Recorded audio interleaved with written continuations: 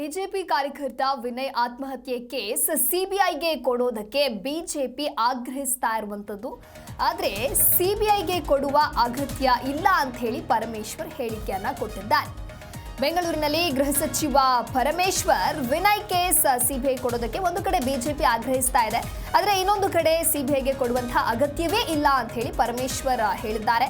ನಮ್ಮ ಪೊಲೀಸರು ಈಗಾಗಲೇ ತನಿಖೆಯನ್ನ ಮಾಡ್ತಾ ಇದ್ದಾರೆ, ಡೆತ್ ನೋಟ್ನಲ್ಲಿ ಶಾಸಕರ ಹೆಸರು ಇದೆ ಅಂತ ಹೇಳ್ತಿದ್ದಾರೆ, ಕಾನೂನು ಪ್ರಕಾರವೇ ತನಿಖೆಯನ್ನ ಮಾಡ್ತೇವೆ ಅನ್ನೋದಾಗಿ ಪರಮೇಶ್ವರ್ ಹೇಳಿಕೆ ಕೊಟ್ಟಿದ್ದಾರೆ. ಇಲ್ಲ, ನಮ್ಮವರು ತನಿಖೆ ಮಾಡ್ತಾ ಇದ್ದಾರೆ.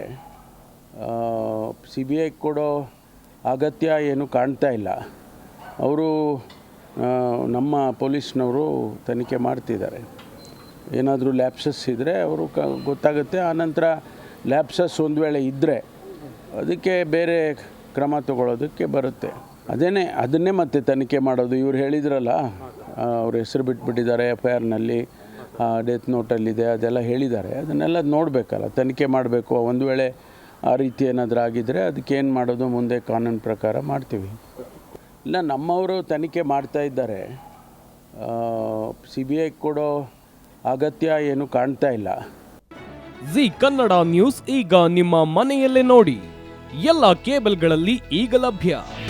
ನಿಮ್ಮ ನೆಚ್ಚಿನ ಜಿ ಕನ್ನಡ ನ್ಯೂಸ್ ಈಗ ಸನ್ ಡೈರೆಕ್ಟ್ ನಲ್ಲಿ number 292, Tata play number 1664, Jio TV number 1334, NXT digital number 30, in cable number 30, city networks 51, U digital number 162, GTPL number 17, Rockline telecommunications number 42, Shri Basaveshwara cable number 168, rural cable network 60, Vinayaka digital 57, Abhishek cable 821, city channel 53, Siddeshwara cable network 57, V4 digital Infotech 628, Surya digital networks 53, Gajanan digital number 836, Malnad infotech private limited number